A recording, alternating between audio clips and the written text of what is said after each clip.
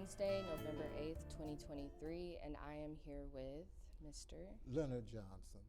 I was born right here in Detroit, Michigan. I was born in 1948, and my first recollection was in Black Bottom. That's where I lived. Can you talk a little bit about growing up and any information you know about your family? Well, back when I was a child, I lived on Monroe Street in Black Bottom. Monroe Street didn't end that like now it ends at Greektown.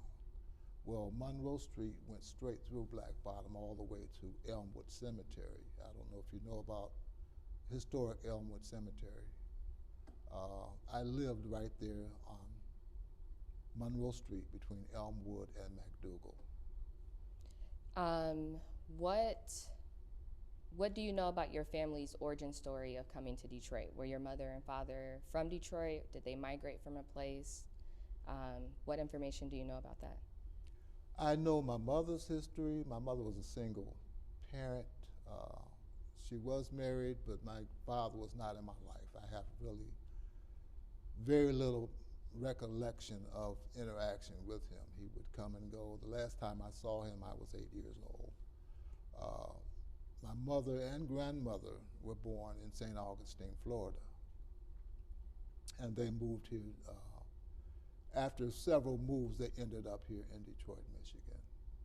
And what did your mom do for work when she was here, or your grandmother too? My mother was a single parent. She was on welfare. She had 6 children. My grandmother was a homemaker. She ran a boarding house back in the 50s and the 60s. When black people would migrate from the South, she had bought a 6-bedroom house. So she would offer room and board to the people that were moving up here from the South. And did she do that work in Black Bottom? Yes. Okay. Yes, she did it in Black Bottom, but she bought a house right on the outskirts of Black Bottom. Back then, Black Bottom really ended at Elmwood Cemetery. Okay.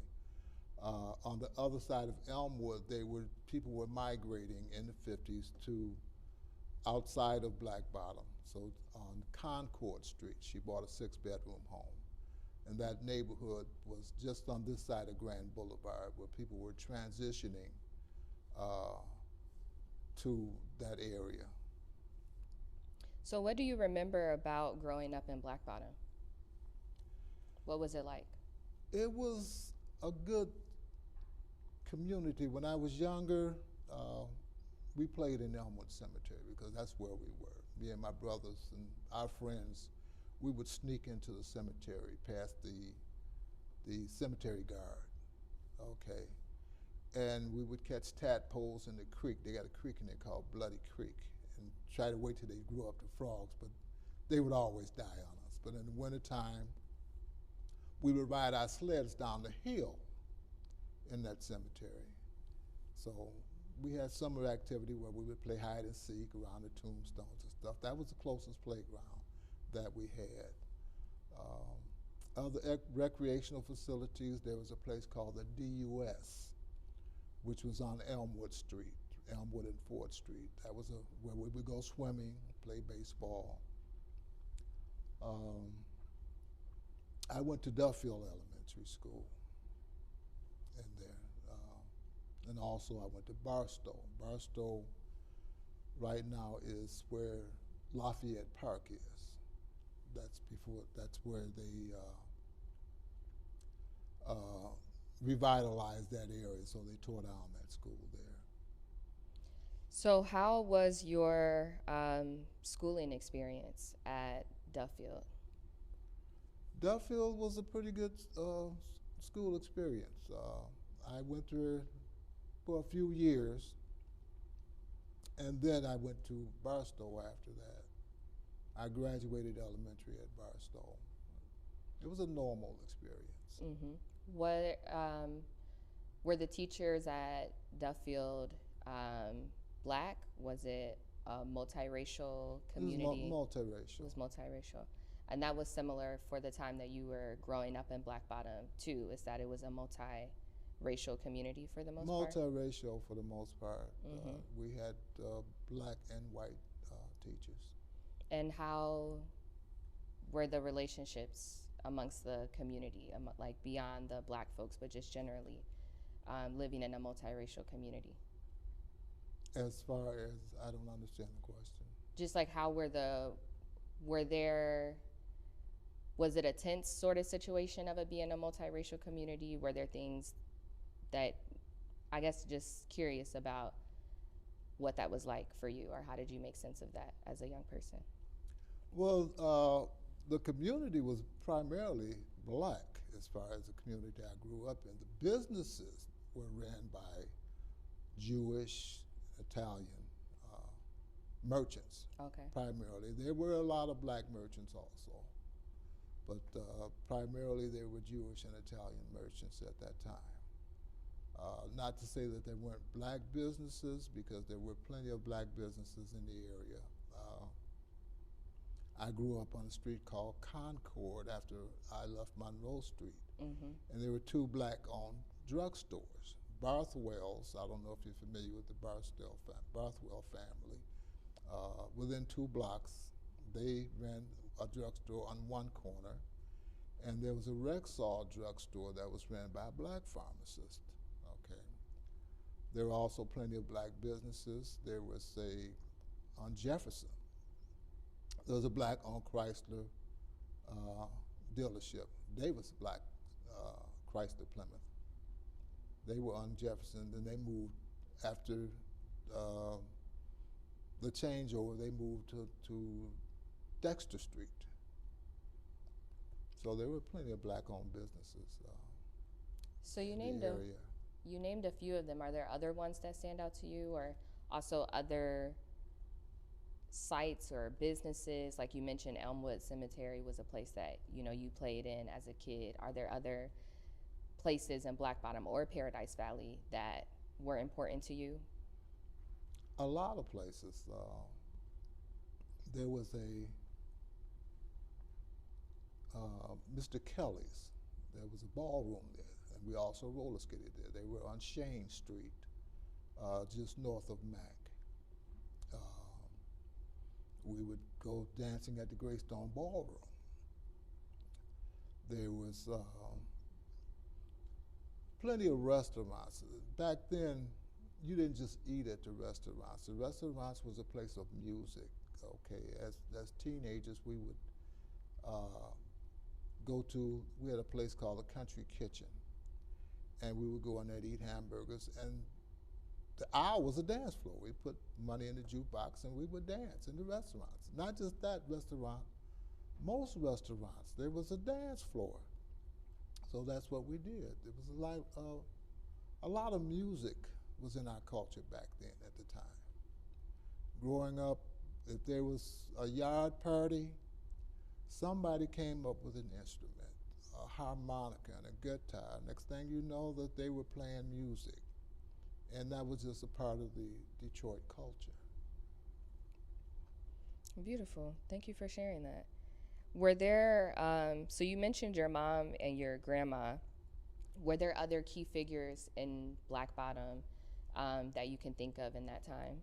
Like you mentioned the black-owned pharmacies. Like, did you know the pharmacist, or were there anybody that stood out to you as a key Well, person? we knew the pharmacist, but growing up, I was a kid. I wasn't really, that interested in interacting with the grown people that much, other than just if they owned businesses, doing the purchases.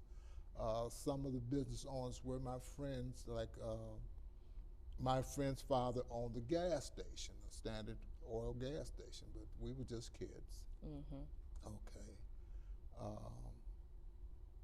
I knew the pharmacist that owned the Rexall drugstore.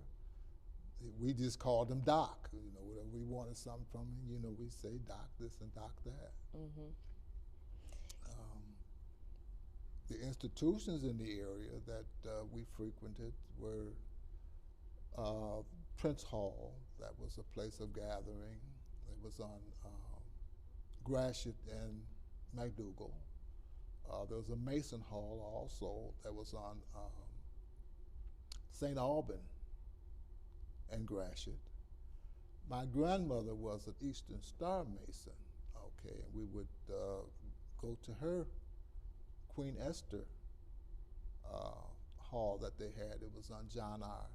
and Erskine. These was all places in Black Bottom or Paradise Valley that we frequented.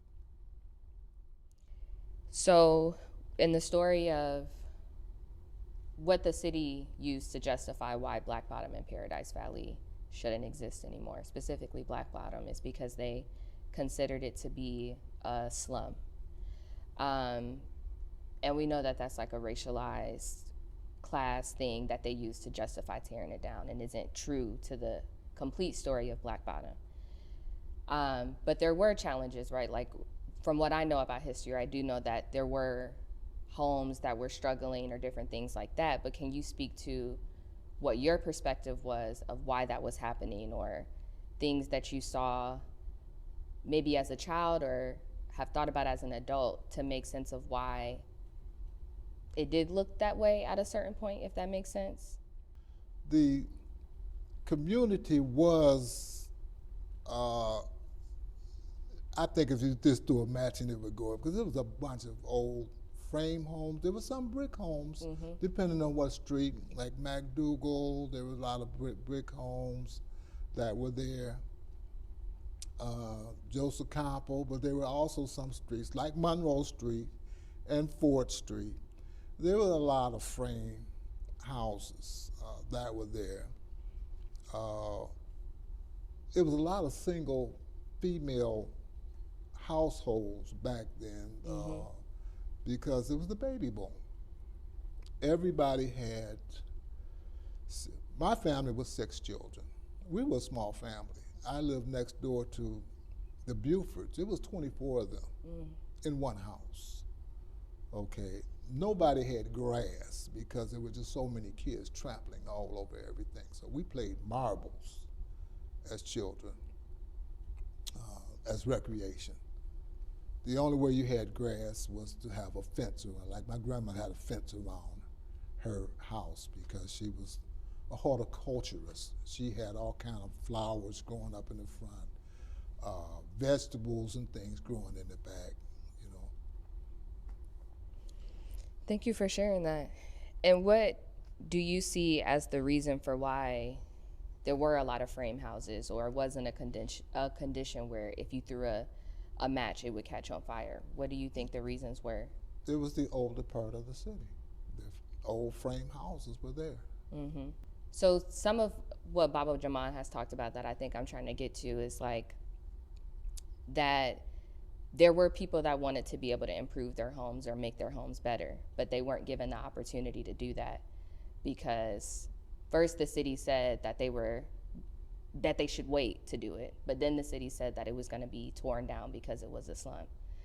So when I think about that, I think about that that the city chose to neglect that and chose to prevent people from investing in their homes.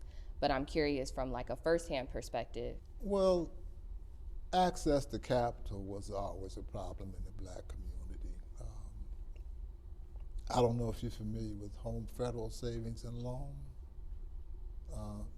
Bank. In 1947, they started that bank so that blacks did not have to buy their homes on land contract. And I think that that was one of the reasons why they could come in so easily, because blacks couldn't afford to put money into their homes. I don't know how my grandmother and her husband bought their home. I don't, because I didn't ask, was it on land contract or through a mortgage company, but I do know that a lot of people could not afford to get a loan or to buy their homes, other than the program through Home Federal. They started in 1947. Can you talk a little bit about, were you in Black Bottom when you started to hear about the development that was going to happen? Do you have any memories of what you understood the reason why that community was going to be torn down? I was young. Like I said, I graduated not kindergarten, but elementary school at Barstow, and that was in 1960. So I was 12 years old, and at that point, that's when 375 was really starting to be constructed. So I wasn't familiar with the politics or the finance of that area. I just know that it was happening. I didn't know if it was good or bad. I do remember the development that was going on there. People were excited about when the Lafayette Towers went up and that whole Lafayette Park area started going up, because I had friends that moved down there at the time. So it was all new. But as far as the politics that was going on about it, I really didn't understand it at the time, or the economics of it at the time. I know that the economics did come into play later on. I found that out. Hmm. And where did your family go when it was happening? Did they move before that development started to happen? They moved before the development. Like I said, I pretty much grew up in an extended family. I was back and forth between my mother and my grandmother's house because of whatever the circumstances was. My mother, like I said, she had 6 children, so my grandmother helped out. I would live with my grandmother at certain times or my mother at certain times. And we had extended family that was always in Black Bottom, so I was always connected through the schools. My brother and sister went to Miller. My mother was a graduate of Miller High. I didn't go to Miller. I went to Barber. Okay. I went to Eastern High School. Eastern High School, that was an experience. I didn't do well at Eastern. Mm-hmm. They had a teacher there named Mr. Sinarski. He was a terror for all the students. He was, I don't know if you're familiar with the Frankenstein monster. Well, he was a twin, and students nicknamed him the monster, and he had a very terrible attitude.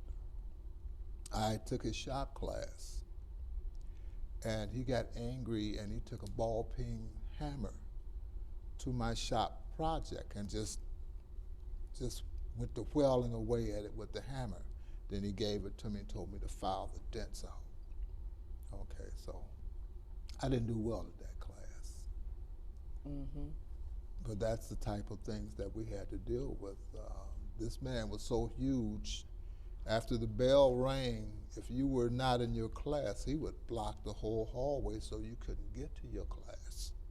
Okay, if you had to pass him, you wasn't getting past him. You had to walk all the way around the school to get to your class. He joked about what he did on Halloween to scare the people that came trick-or-treating to his house. That's the type of person he was. Mm-hmm. And if he got mad at one student, he would line the whole class up with his paddle, and he would beat the whole class. So that was a terrible experience. This was in high school. Mm-hmm. And I didn't do well at Eastern, so I transferred to Southeastern. At Southeastern, I excelled in math and science, to the point that I became the student math tutor of my class. And I didn't realize at the time that I had white students that did not like that. And I was actually put out of school. The students, they told me the reason they put me out because my clothes was not up to par. And at the time I believed it, because I didn't have the best of clothes. And I was 17 years old. Mm-hmm. So I went and got a job and bought new clothes. And I lied about my age at that time, and I went and got a job at Chrysler. So I've been in the auto industry ever since. And I never went back to high school. I finished high school in the military. But at the time, I didn't realize that because I was a student math tutor was the reason that they put me out of school. Mm-hmm. you know. Well, that's a story of overcoming for sure. You got really creative about how to still be able to get better even through that situation. Can you talk a little bit about what do you think is most important for people to know about Black Bottom and Paradise Valley?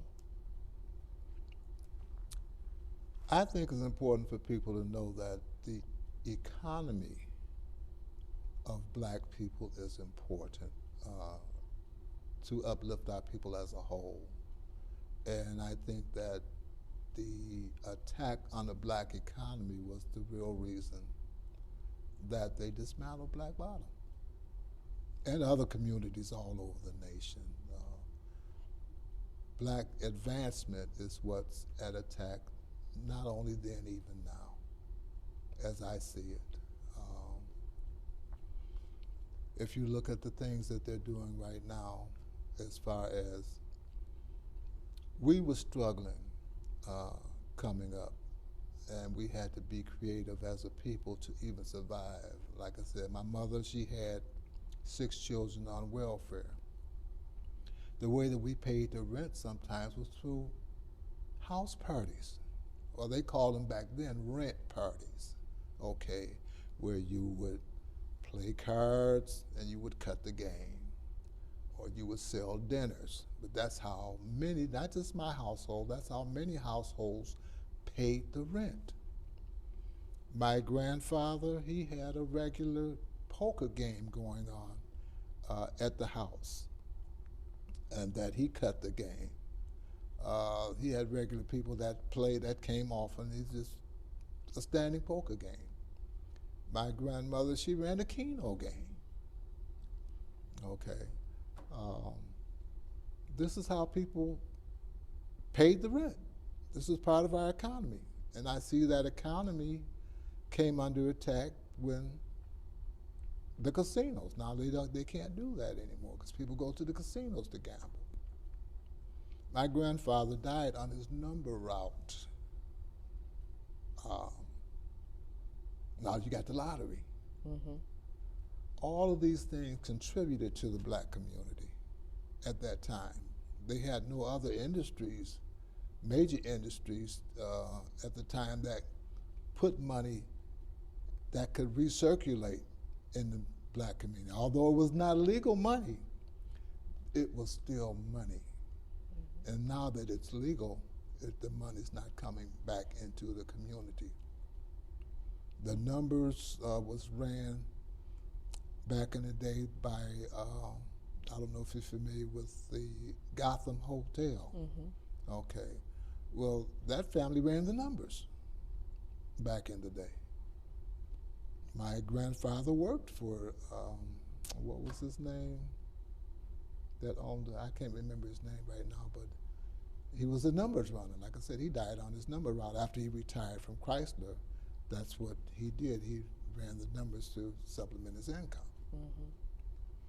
So all these things were taken away from the black economy, including the black businesses that they had on Paradise Valley and Black Bottom. And how do you think that's affecting or continuing to affect black Detroiters today? Well, as you look and see downtown, who owns most of downtown? Dan Gilbert.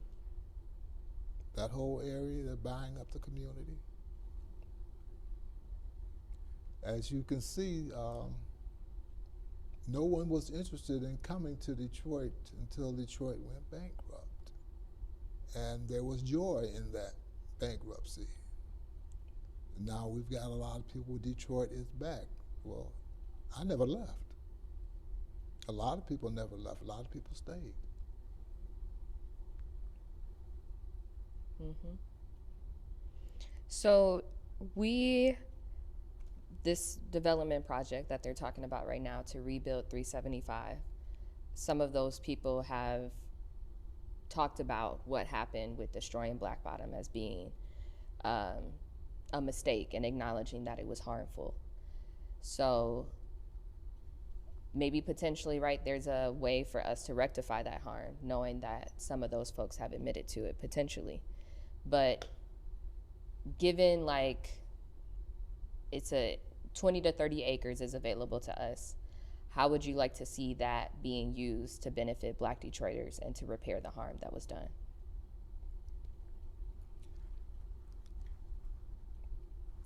I would like to see a resurgence of black businesses, a black economy in that area.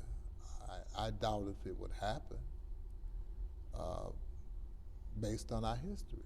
If you look at our history, it's not about building, it's about tearing down black communities.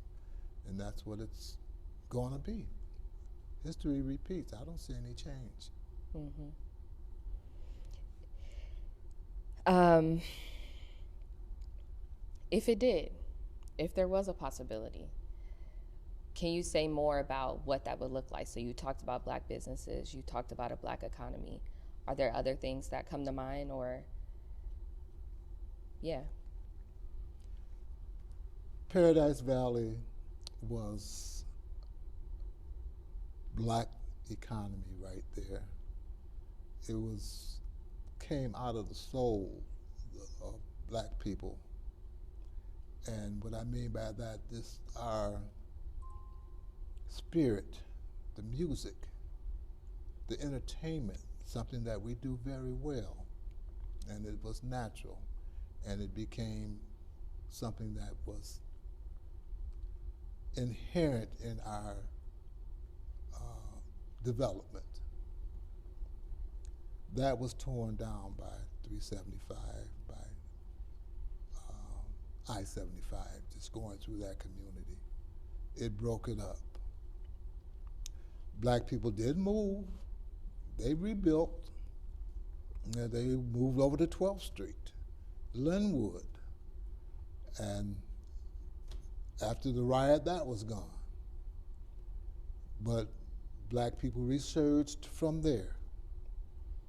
All of the Jewish and Italian businesses that left after the riot, I saw black people buying up those gas stations, buying up those party stores, and rebuilding. And they were doing that with auto industry money. But I also saw the influx of the Arab businesses that came and purchased every black business that was in existence. All the black-owned gas stations, they all made them offers that they couldn't refuse. But I did not see a defense against that because no one really started a movement to stop that. It was a destruction of the black economy that was here. Black people were resourceful in building those businesses. They bought those party stores. Now, every one of those party stores, if you were going to a store that used to be black, you would see an Arab in there. Couldn't even speak English, but he owned that business. And you would have to point because they didn't speak the language. I want this, I want that. And that happened over and over again. So I saw a movement to destroy the black economy in that. And if you look around in Detroit, these Arab businesses, a lot of them used to be black-owned businesses. These Arab gas stations, they used to be black-owned gas stations. And I think that that was a movement. But what I fought our people is there was not a counter-movement to prevent the black-owned businesses from selling out and giving up that whole economy that we had. Mm-hmm. Why do you think there wasn't a counter movement? I can't even answer that. It all comes from the leadership. The fish started stinking at the head. So why the leadership didn't do anything about it, I don't know. The only thing that they kind of stood up against was when they were shooting black people in these businesses for taking a loaf of bread or something like that. They stopped that. Mm-hmm. but they didn't stop the selling out of the black businesses that took money out of the economy. If you go into other communities that own businesses in Detroit, they're built up with money that's coming out of our community. Mm-hmm. So I want to transition us to talk a little bit more about you. And on the way to getting to this point, we talked a little bit about your career and your journey and some of like the unique contributions that you've made being an engineer. Can you share a little bit, anything that you would like to share about your journey of holding some of these roles of being the only black person and having to hold that leadership role?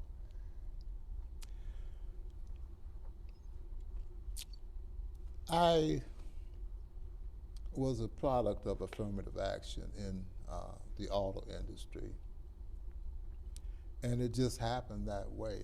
I was really going to school to be an accountant. I thought that's what I wanted to be. For lack of knowledge of anything else, I was good at math. And I just happened to get an opportunity through affirmative action to get into engineering at Chrysler. I started out on the plant floor, and I had a friend that worked in personnel. He knew that I had the ability to do this engineering, so he put me in for that particular position. And I worked under a person called Bill Harper. He went to Cass, but he also had a degree in computer science and a degree in math. Okay. So he took us under, he was older than us. They hired about maybe 6 of us young blacks in this engineering program because Chrysler had no blacks in engineering. They were going to lose some federal money, so they just threw us in the program. But they really wanted to get rid of us one at a time. So I stuck in the program. We excelled. Bill took us all over the country. We were going from plant to plant, and he showed us how to do studies, little time studies and stuff, and we were good at it. We started solving some problems that we weren't supposed to be solving. And they brought us back to division headquarters. We were working on the division level. They brought us back to division headquarters, and they were just sitting us there, not doing anything. So one day the division engineering manager came in. He threw his keys on one of my coworkers' desk. We called him TC. His name was Torrance Christian, and said, "Go park my car." So Torrance, he took him to Bill. He said, "Man, I ain't parking no cars." You know, Bill was also black. But he was the one that was training us. So at that point, we all got up and walked out of the division in the middle of the day, about 2 o'clock in the afternoon. We was like, we ain't taking this no more because everybody's walking around, you know, look at the blacks, look at the blacks. And so we got up and walked out in the middle of the day. And the division manager was like, "Where y'all going?" We said, "We tired of this. We sitting around like y'all looking at us like we monkeys. Y'all not training us. Y'all not doing anything with us. We may as well go home." So we walked out. So the next day when we came in, they want to have a big meeting. What we're going to do, because the whole affirmative action program had walked out. And we told them the same thing that we said, you know, we want better opportunities. So after that, that's what they started doing. They said, well, sent me to Eldon Axel, where, like I said, the book, Detroit, I Do Mind Dying, they sent me over there. After they turned me down, I went over there, interviewed it. "No, we don't want him." They said, "No, y'all gonna take it." So that's where I ended up at. And the other engineers, they got different assignments. But I happened to excel at it. I excelled at it to they were glad that I came because I saw some problems to keep them from having difficulties with the union at Eldon Axle. Mm-hmm. Um, I this is kind of a random question, but I am considering what's happening with affirmative action. I'm curious, what do you think about that? What affirmative action? Right, it doesn't exist anymore. So I'm yeah, I'm It came and went um, because of what they did. I saw them do it at the schools, and it kind of just faded away. Uh, it opened doors for me because I got a career out of it. But also, I said that the companies that were forced to have affirmative action, the employees, they didn't like it. They didn't like it.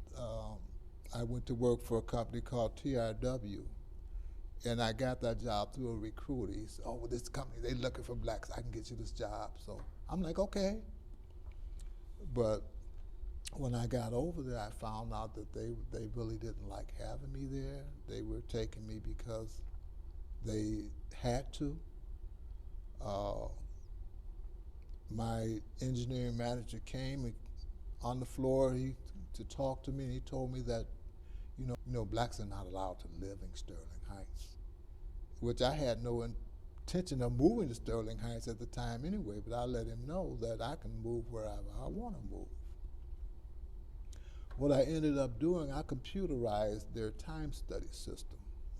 I went and bought a data recorder that had an internal clock, and I used that data recorder to go out and do time studies with, which I would just plug it into a computer and let the computer do the calculations.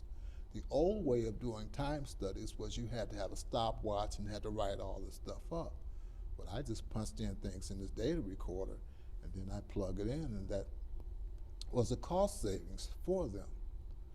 Well, I wasn't supposed to be doing this kind of stuff, okay, which is what my supervisor came and told me.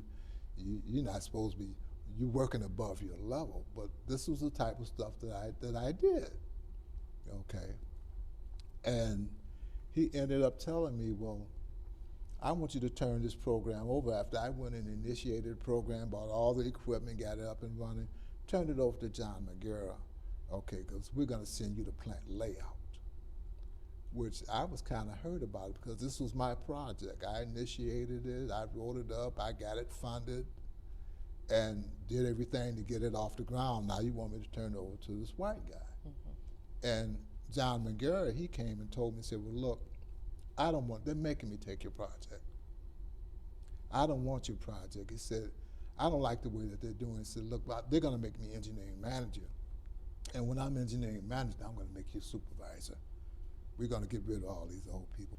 But I didn't believe him because I didn't think he had the talent to be engineering manager. So I quit. A friend of mine said, look, come on over to Ford. They pay engineers for ideas at Ford. You do good at Ford. So I quit and went to Ford, not knowing that they did make John engineering manager. I mean, that he was slated for the job. Regardless of his talent, this is going to be your job. And when I got to Ford, by me not having an engineering degree, I used references. So I called back to TRW to get a reference, and my supervisor would not give me a reference. But later on, when I found out that John had became engineering manager, he gave me a reference. But this was just part of the industry. Everywhere you went as a black person, you ran into this. Mm-hmm. When I got to Ford, I knew that they had the program to pay you for ideas. Every department I touched, I made improvements there. I wrote them up. But before I did the improvements, I wrote them up, put my suggestion in the basket, okay, and waited.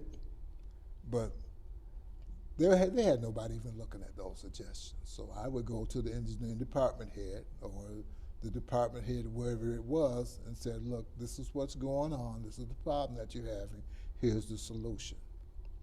So that's the way I got things done. I would go to the head and get it done. They had bought these automated equipment that was supposed to run with 2 people. Well, they had 3 people in it because they couldn't run it with 2 people. The design was wrong. So I went out, I redesigned it so that it can work with 2 people. There was another department that they had, it's an automated assembly line that was supposed to put out 300 jobs an hour. Well, when we went out and evaluated it, it could only do 200 jobs an hour. They were shutting down assembly plants because they couldn't get the product out. I went out, and none of these was my departments. Everybody had a different department. I was assigned to the welding department. Okay, they had the machining department that they had that was running 3 people. They're supposed to be running 2. That was not my department. That was another engineer's department. But I saw it, I wrote it up, and had it changed. The assembly line was not my department. There was another engineer's department. I went to this engineer and I said, look, I can show you how to get 300 out of this line, but you got to get rid of those machines right there. I paid $100,000 for those machines. I'm not getting rid of them, so I just went over his head. I went to the engineering manager. I said, look, I can show you how to get 300 an hour, but you got to get rid of those machines. Those machines were in the scrapyard over the weekend. I redesigned that job, and they were getting 300 an hour out of it. None of those things they paid me for. Okay, all these things I put my proposals in, and it came to the point where I had worked myself out from under my supervisor. I didn't have a supervisor at that point because I had all these projects going. And my supervisor didn't like it. He called me and he told me how he wouldn't have hired me, because I got hired when he was on vacation. I wouldn't have hired you. And he took me up to the engineering managers and said, I can't do nothing with him. I don't like his attitude. And they would, well, you know there's going to be a layoff, and if you don't straighten up, we're going to fire you, blah, blah, blah. And I was like, whoa. Tell me one thing I did wrong. And it got quiet. You could hear a pin drop. And we were just looking at each other. And the manager said, just, all y'all just get out of my office. Go on back downstairs with it. And that's how it ended up. But they still laid me off. And they only paid me 1 new car. Everything I put in was worth a new car. So they only paid me 1 of the new cars that I earned to this day. They still owe me 3 new cars. Well, thank you for sharing that. We're getting down towards the end of the interview, but before we end, I want to make space for you to share anything that we haven't touched on so far. So anything related to your life or to the stories you have about Black Bottom and Paradise Valley. I can't think of anything right now. It's just, there is a lot, but if there's anything specific you have questions about. Not at this point. This also doesn't have to be the last time that we talk. Okay.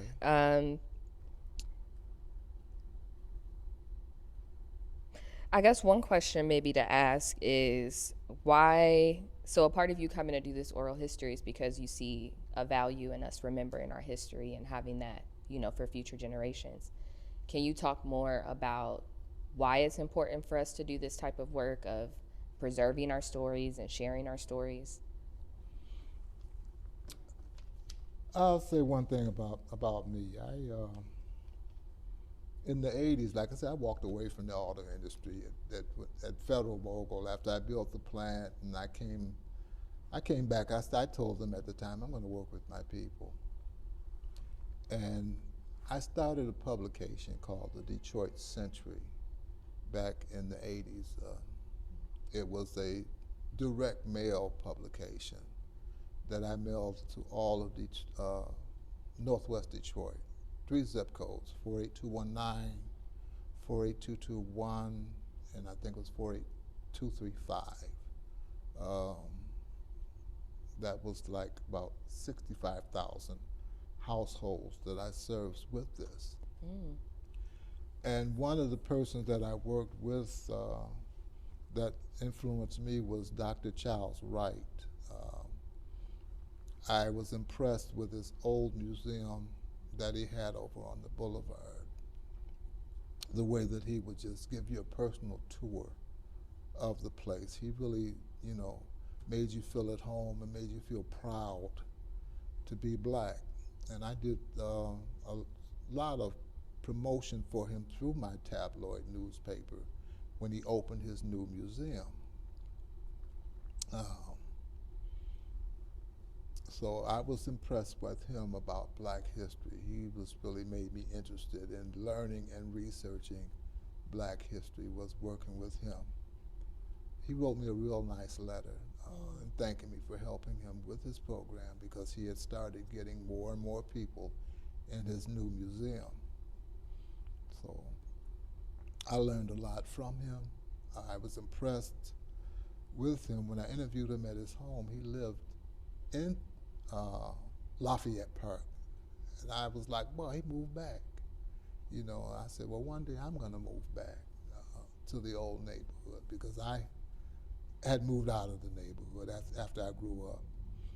But that impressed me with, he could live anywhere. He chose to live in Lafayette Park, which is old Black Bottom. So I kind of was impressed with that.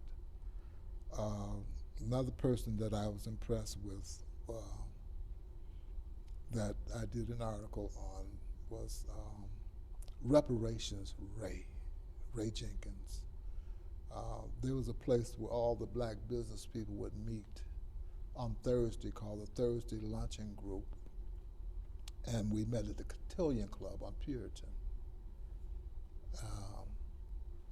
Ray Jenkins would walk up to you, a very soft-spoken person, and he would hand you this and let you know that they owe us. And he wanted reparations. That's what they started calling it, Reparations Ray. And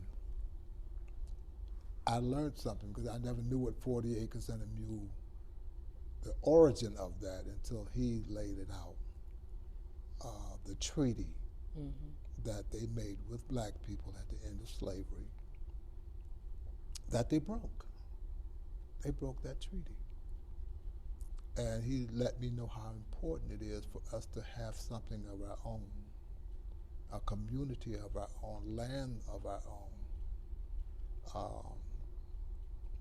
If you read that treaty, they let you know that the black community was not supposed to have any outside influence. The only people that were supposed to be on that land, other than government people, were black people.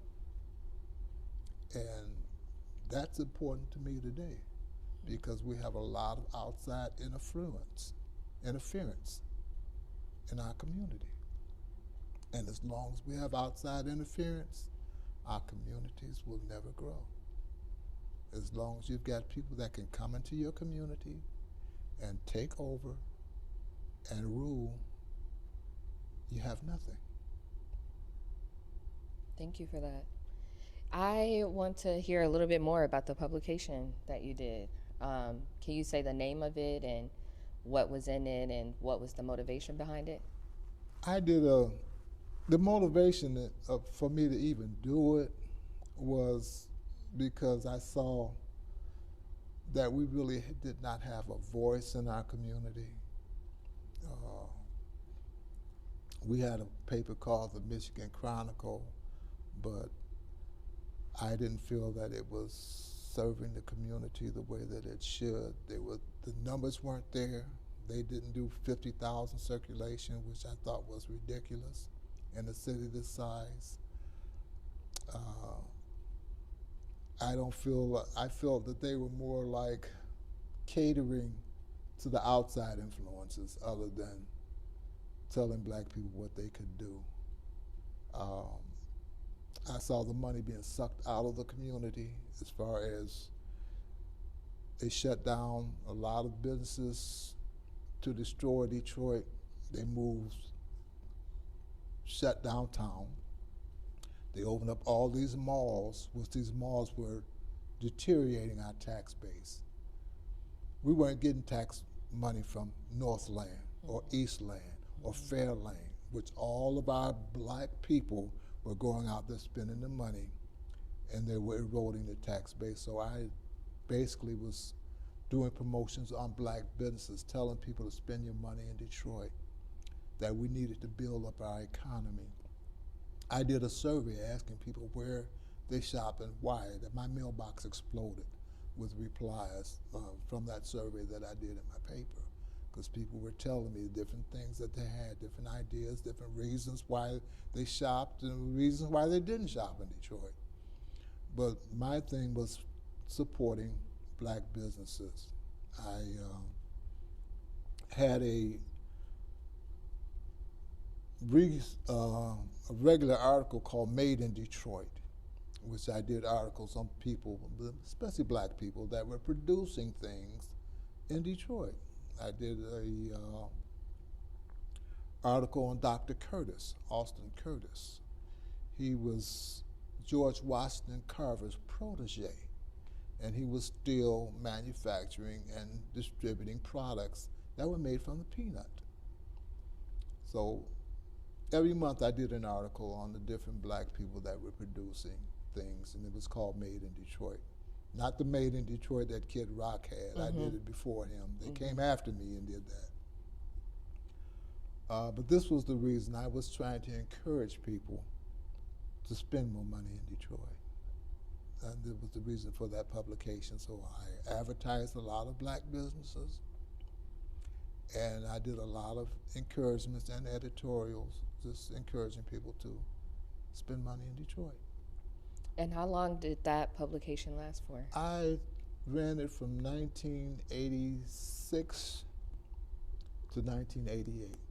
I literally just worked myself sick, okay, because I couldn't get good help, and I had to leave it.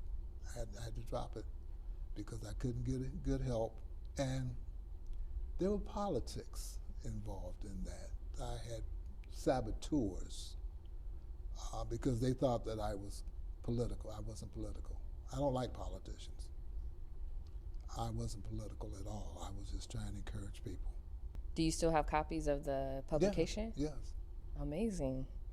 And did anything stand out when people were responding about why they shop in Detroit, why they don't shop in Detroit, that you remember that you want to share?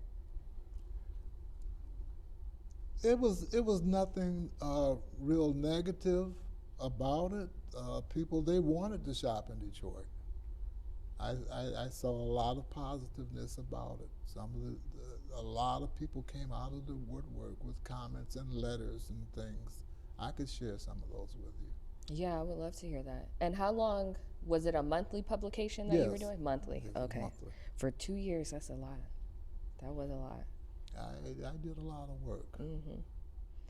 Final thoughts about what do you think people should know about your legacy of work? We've talked a little bit about the publication work you've done, the relationship to Charles H. Wright, which is, yeah, I'm gonna stick to that question. Is there anything you want to share about what you want people to know about you as a closing and your legacy?